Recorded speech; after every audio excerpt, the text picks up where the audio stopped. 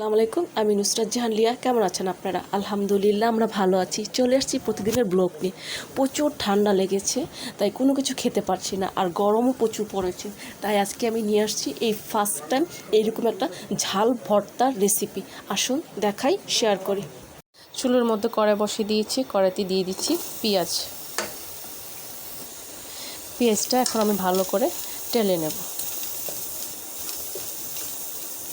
একটু মোটা মোটা করেই কেটেছি।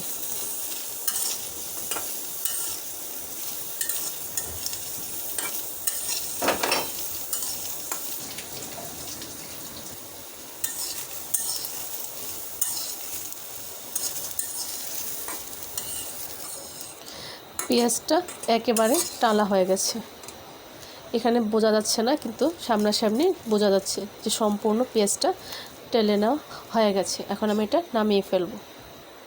দিয়ে দিচ্ছি চিংড়ি শুটকি। আমি চিংড়ি শুটকিটাকেও টেলে নেব।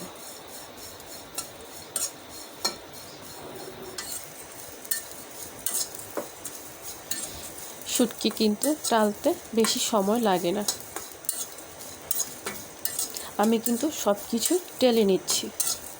যদি আপনাদের ভালো না লাগে তাহলে আপনারা সবগুলোই তেলে ভেজে নিতে পারেন।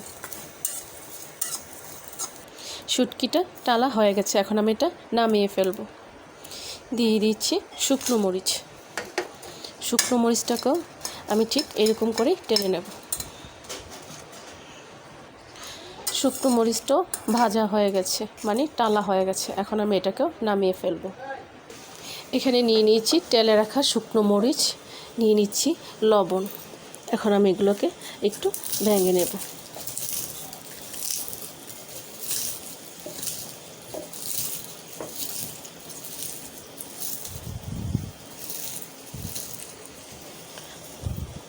মরিচটা আর লবণটা আমি সম্পূর্ণ ভেঙে নিয়েছি।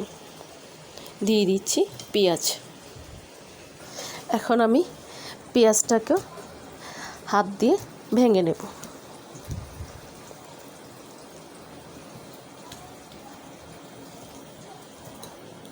আমি এখানে পেঁয়াজটা কেটে কেটে নিয়েছি। আপনারা যদি পারেন তাহলে ছোট পিসগুলো আস্তে আস্তে পুড়ে নেবেন।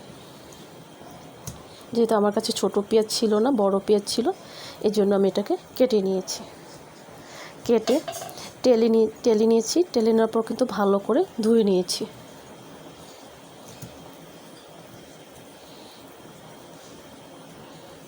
পেঁয়াজটা আমি সম্পূর্ণটা আধ ভাঙ্গা করে নিয়েছি।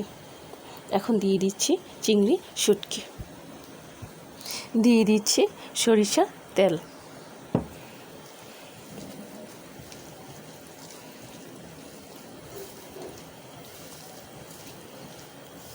এখন সব কিছু একসাথে ভালো করে মিশিয়ে নেব। আমি আবারও বলে দিচ্ছি, আমি সব কিছু টেলে নিয়েছি। আপনারা যদি তেলের দিয়ে ভেজে নিতে চান তাহলে কিন্তু সবগুলো তেলের মধ্যে ভেজে নিতে পারেন। টালা পেঁয়াজ, টালা চিংড়ি শুটকি ভর্তা একেবারেই রেডি, তৈরি হয়ে গেছে। টালা চিংড়ি, টালা শুটকি চিংড়ি, টালা পেঁয়াজের ভর্তাটা একেবারেই রেডি। প্রচুর ঝাল, আমি এটাকে ঝাল বানিয়েছি। আমি এই ফার্স্ট টাইম এত ঝাল ভর্তা খাবো। আশা করি আপনাদের এরকম এই গরমের মধ্যে কোনো কিছু খেতে ভালো না লাগলে আর প্রচণ্ড ঠান্ডা লাগলে এইরকম ঝাল একটা ভর্তা খেয়ে দেখবেন।